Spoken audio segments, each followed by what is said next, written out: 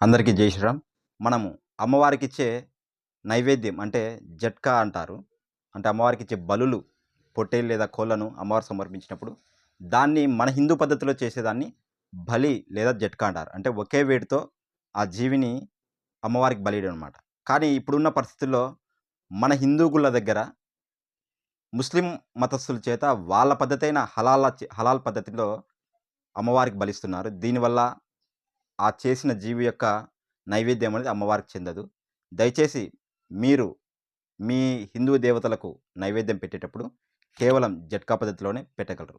అలాగే మేము ఒక క్షేత్రంలో కొంతమంది యువకులం కలిసి అమ్మవారికి నైవేద్యం పెట్టాము. అది ఎలాగనేది ఇప్పుడు మీకు చూపిస్తాను. కోబలే